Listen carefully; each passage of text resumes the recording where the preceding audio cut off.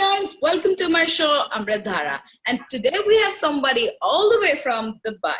I'm sure most of us have heard the name Illuminations. So today we are here welcoming the founder of Illuminations, Soniyaa. Hi Soniyaa, how are you? Hi, how's it going? Great. So how is it going there and how are you? How are things? Tell us all about you. Well, we're just like managing to adjust to this so-called new normal.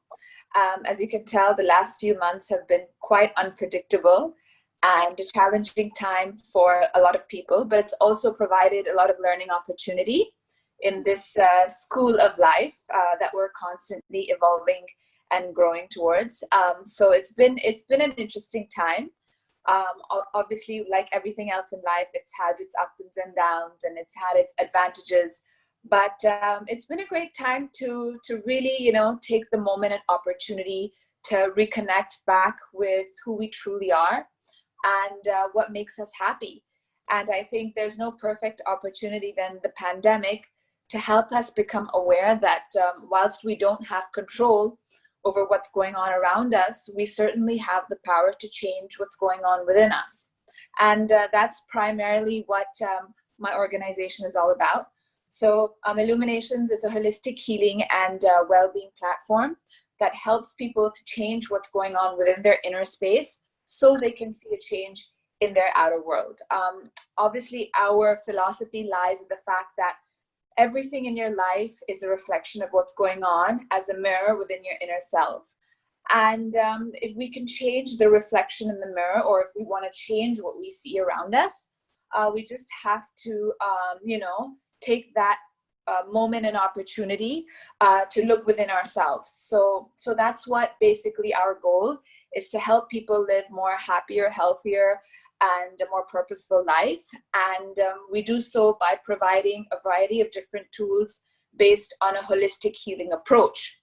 So Illuminations basically, focuses on a holistic approach to resolving the issues that lies within our thoughts, emotions, our energy space, our body, our reality, our life, our relationships. And when we talk about holistic, we basically are saying that, you are not just the body, which you can touch, taste, see, hear, and smell. You are more than just your body. You are your thoughts, which is your mind.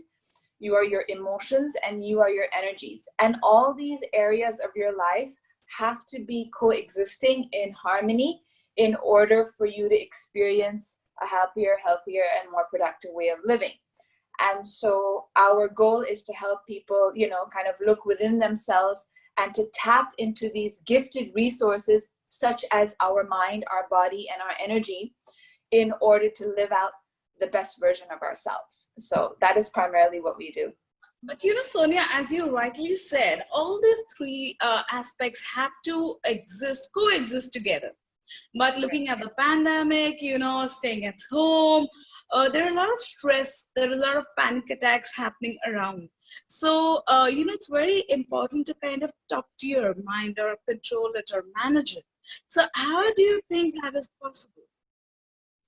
So I think, when people talk about controlling their mind, I don't think there's any such thing as controlling, right? Because like what you resist will always persist, right? So when you're in a quiet space and trying not to think, and if I tell you, don't think of a red box, Amrita, the first thing you're going to think about is a red box, right? Yes. So, in our efforts to control, the idea is to basically look within a space and to basically manage our thoughts, right?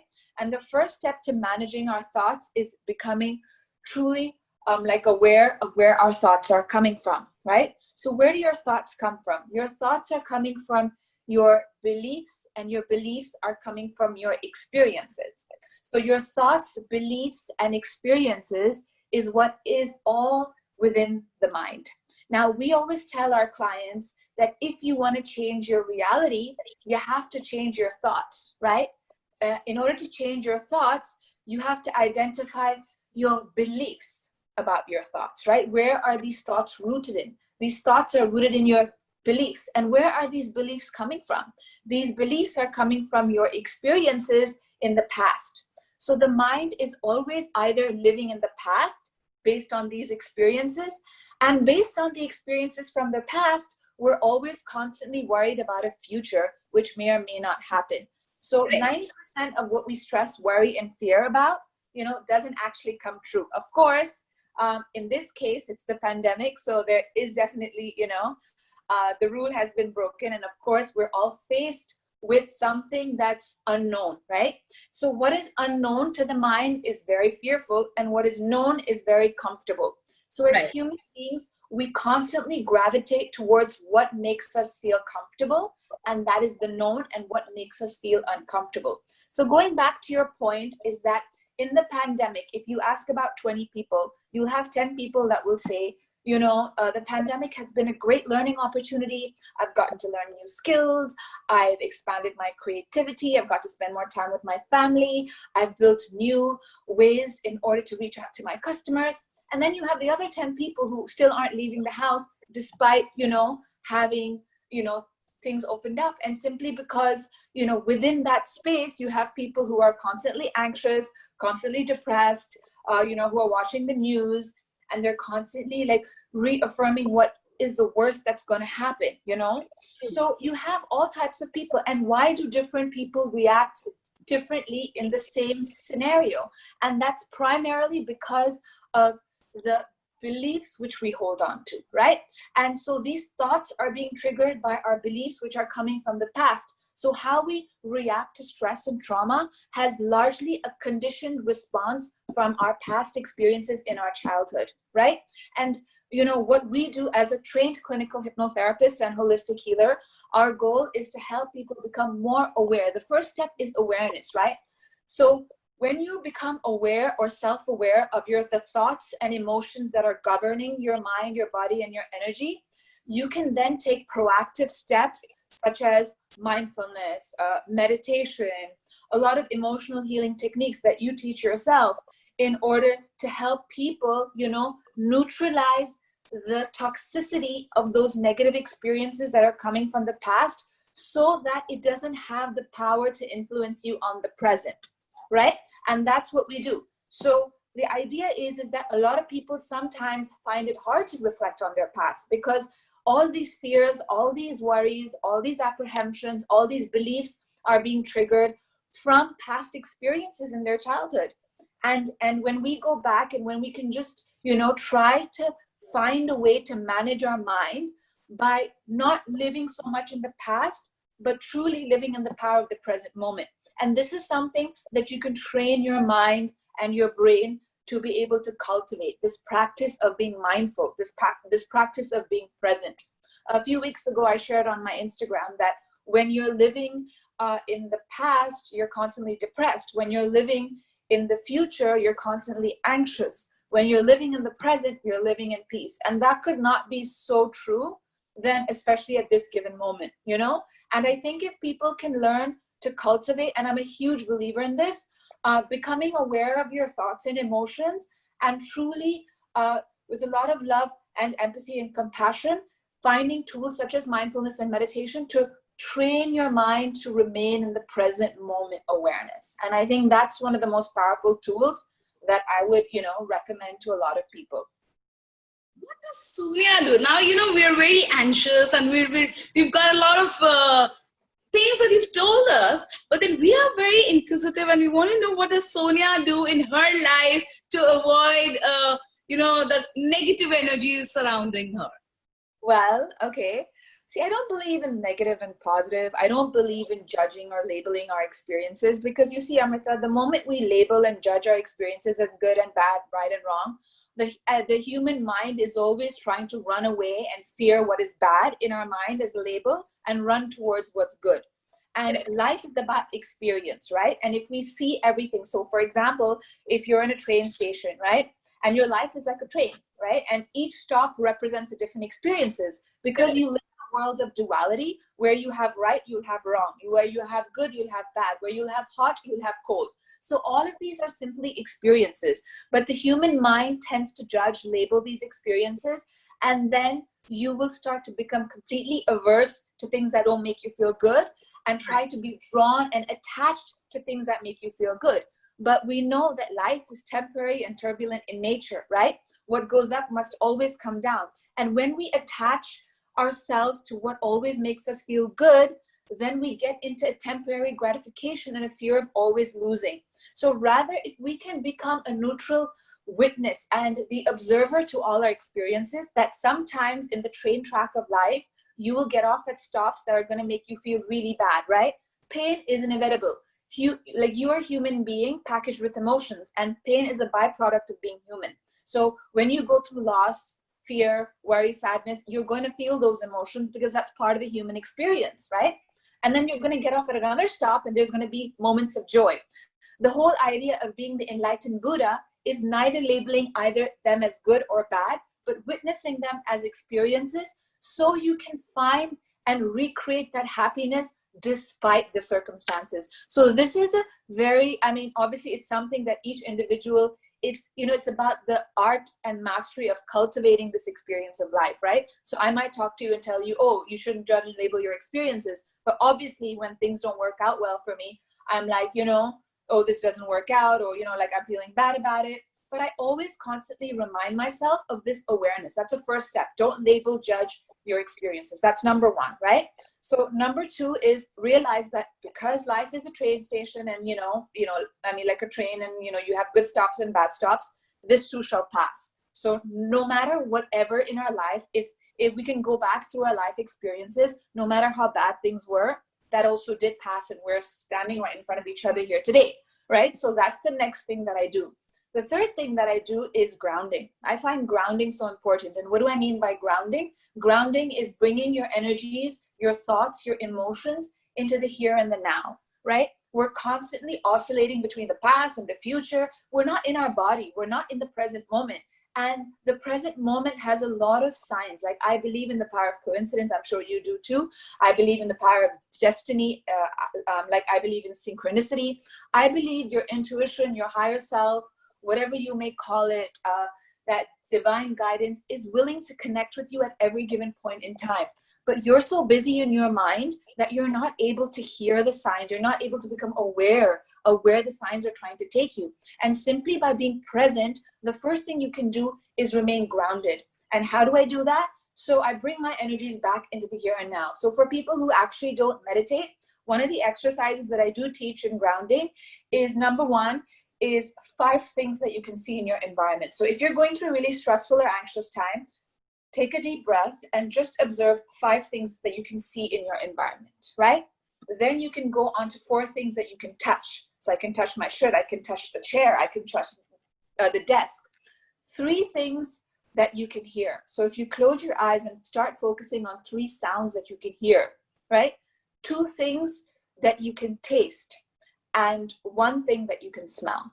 So if you focus on this very simple grounding technique, automatically you start to bring your energies and focus in the here and the now, right? Wow. Yeah. Beautiful. So number 1 is awareness. Number 2 is grounding. And then obviously we start with a mindful practice, which if you guys have a few moments, I can lead you through in a short while. But Soniyaa, you know what? A lot of people are still very anxious to even do the exercise to ground themselves. Is there any other tools that you usually use to bring them in the now? Of course. So the other tools that I do use, so I was teaching a seminar yesterday, right? And I had one of the participants ask me, Soniyaa, what is my motivation to practice meditation? Like, I don't really have time. So I said, what is your motivation to take a shower every day? What is your motivation? Your motivation to take a shower every day, because you know that if you don't take a shower on a daily basis, you're going to start smelling. You're going to start, not feeling very good about yourself. You're going to start feeling scruffy. So that is your motivation. However, because that's tangible, it's very easy and it's a validation that you have to take a shower. But what about your inner energies? What about your thoughts? What about your emotions? So that in itself has to be a motivation. Just as you maintain your body, or you maintain your car, or you cleanse your house, you have your inner temple that you need to also pay attention and focus on. So that is itself should be a motivation for a lot of people. And that was precisely my answer, because we don't spend enough time taking care of your inner self. You take in so much information, right, throughout the day, from social media, from the newspapers, from things that you hear from friends and family, and all the opinions that you get in your life, and your past worries and fears. So you're so overloaded with information that eventually your inner space is completely full, like a vessel. And if the vessel gets completely filled up to the brim, what's going to end up happening? You're going to end up overspilling. And how does this overspilling happen? This overspilling tends to happen in the form of stress, in the form of anxiety, in the form of conflict, in the form of worry. I notice for myself, to be very honest, when I'm constantly working, I love working, so I work very long hours. And, of course, I go to the gym, I train, there are a lot of things that I do for my own self-care because I'm very passionate about it and it is my career. But a lot of times when I find myself overworking and not practicing my grounding or my meditation, I find my response patterns, I find that, overreaction, because we have to release, right? So either we release it productively or we'll release it in conflict. But either way, we're going to release it. What happens when you release it, in a negative manner or in a so-called, in a conflict manner, it ends up creating a lot more conflict in your outer space. And then that has to come back to you and you end up having more to deal with. So I think the important thing to understand here is that itself has to be a motivation for people, right? Another tool that I use is breathing. They say breath and the mind are best friends. They're connected. So if you can regulate your breathing, you can regulate your mind. So simple breathing by closing your mouth and breathing in through your nostril with 8 or 10 counts and breathing out through your nostrils, closing your eyes for a few moments is an excellent way. So after I do my grounding, I always start continuing with my breathing technique, right? And now the third part is that most people think that meditation or mindfulness is about stopping your thoughts. It's really not about stopping your thoughts, right? Because your mind provides you the best feedback mechanism of what's going on in your life. So for example, like if I'm in my silent space, of course my mind will start to wander because the mind works perfectly. Remember, the job of the subconscious mind is to keep you alive. So it's very sticky in nature. It tends to hold on to experiences, which is why it keeps you stuck in past experiences and provides you a protective mechanism for the future. So the mind is working perfectly for you, right? And sometimes the mind gets stuck on past and the future. So your job is to bring it to the present by just observing where the mind is taking you. So don't stop your mind. So what I normally do is when I close my eyes and I focus on my breath, I'll start to see my mind get scattered. I will make a mental note of where my mind is taking me, very gently bringing that mind back and making a mental note of it. So sometimes, like right now, I'll be thinking of, oh, what's the next meeting I have at 4 o'clock, And then I'll make a mental note of it, compartmentalize that thought and bring my awareness back to my present. And I actually use the keyword saying present, and that's how I actually, remind myself that every time my thoughts will wander, because your thoughts will wander and your mind is telling you, Amrita, this is in your life where you need to pay attention to. Make a mental note of it, bring it back. You'll slowly start to notice this is the perfect way to organize your mind and compartmentalize it. Once you compartmentalize it, you'll find your thoughts becoming more organized. And suddenly you'll find yourself in a space of quietness you hadn't experienced before. And like any new activity, skill, or sport, for example, if you're playing tennis, if you're playing a different, sport for the first time, you're not going to get it perfect, are you? You're going to have to take a few lessons in order to perfect the skill. So mindfulness and focused concentration in the power of the present moment is simply skill that you need to develop, and that requires practice like anything in life. So these are a few I would recommend, to be honest, like initially, because one of my motivating factors is a lot of my closest friends, they don't believe in meditation or they don't practice meditation. So one of the things, and I kind of really understand where they're coming from, because people make meditation sound so difficult and it can be really overwhelming. So one of the things that I'm working on is for people who actually don't meditate, and how they can also really experience the benefits simply with a few minutes a day with this practice. And that's been a motivating factor for me. So now I'm going to go back and I'm creating a program for them, and I'm just going to be like, all right, now you can meditate, because I'm making it really, really simple for you, So this is a few of the techniques that I basically would propose. Wow, you make meditation sound so super cool. It is actually, and it's amazing when you see, like, as an entrepreneur, you have to make so many decisions a day. You need to be clear with your values, in your energy, in your space. And I think that honestly, like, I know a lot of my friends who read a lot of books, like they probably have a lot more knowledge than me, but that's just information. It's not actualization. You can't really truly, all those spiritual quotes that you see on Instagram, you can't apply that in your everyday life if you don't have a daily meditation practice, because no one knows you more than you. And it's all about reconnecting back to yourself. Like, I believe you are your own guru. You have the power of the gods you so dearly pray to. You have the clarity of thought. You have the wisdom. You have the intuition. You might ignore it because ignorance is sometimes bliss. And we also have a lot of toxicity in our space that a lot of people aren't willing to deal with. But that's another story. But if we can really sit with your thoughts and sit with your pain, and it's not always easy, because some people might have a very smooth experience of life and others might not have that.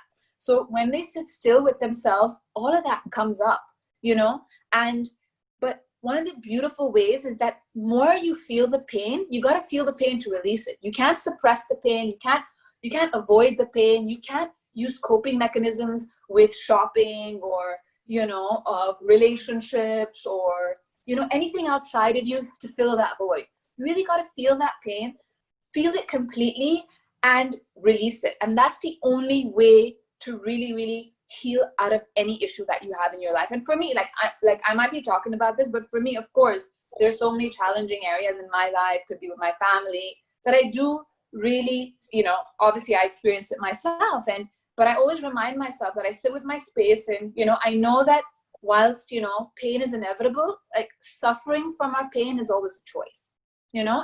And now we're at a stage in our life where things are not in our control, and they might not be. Like, today we're hearing about India and China, and then and then we hear about people committing suicide, and then we hear about this. It's just, this is an opportunity for people to really make the empowering choice and choose, are they going to choose love over fear?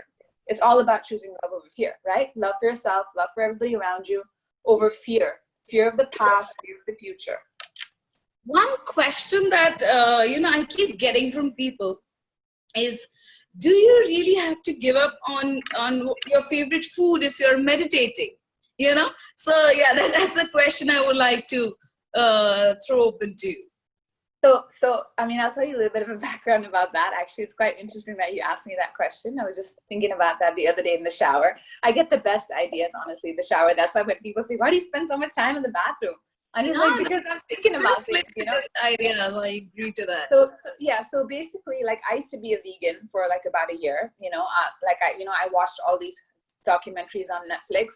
I do believe one of the philosophies of yoga is, do no harm and everything is one. So if we consider everything to be one, for example, I think, if we see an animal or like I have a major fear of bugs. Okay. And I was telling my friends that. And one of the things I keep finding myself, whenever I go to a hotel room, I'll see a massive bug like sitting right next to me. And I'm like, I'm manifesting this fear, because I believe that, we're evolving. So you need to evolve to that, right? So everything in life is a journey. And sometimes we may reach there, we may not. So for example, I wouldn't say that you have to give up anything to feel spiritual. I say, as you start a meditation practice and as you get deeper in your awareness, right? As a byproduct, sometimes you will end up giving up things because your soul is becoming more aware, and eating that piece of meat might not be so attractive to you, or might not, your taste buds change as your consciousness changes. I'm not saying that I've given it up, because I do still eat meat for sure, but of course I eat meat a lot less than I used to. So I used to be a vegan, but that didn't really work for me, and I went back to eating. But I believe everything in life in balance and moderation, right? So if it's not an inner calling, you shouldn't be doing it because you're supposed to do it to be spiritual. You should be doing it as a byproduct of your practices, and if it feels right for you.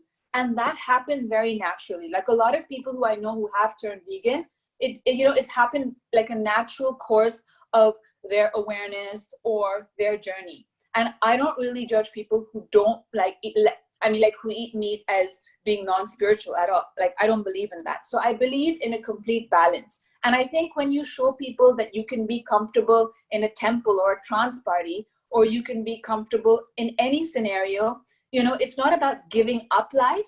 It's about being more inclusive with life, right? You can go out and party and you can drink alcohol, but as long as you do that in moderation, and each individual, their limit is different, right? So you know yourself more than anybody else in the world, right? So I go out, I have a good time, I enjoy everything in life, because you live in a 3-dimensional world, right? Otherwise, we're all spiritual beings, right? We wouldn't have come onto this world to incarnate if the pleasures of the world weren't available to us.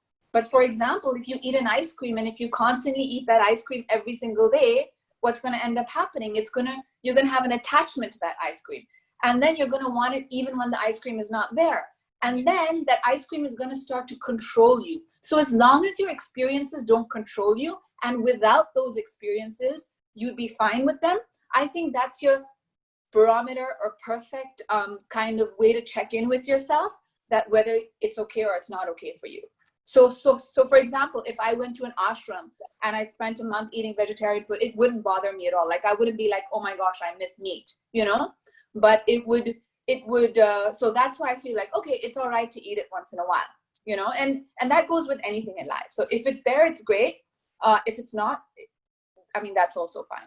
So life in balance. And I think that's, like, for me, a very important aspect of spirituality. Like, and that's one of my other, you know, motivating factors, is spirituality that's grounded in reality, you know, because we live in a real world, right? And so that's what I'm passionate about, you know, spreading awareness about.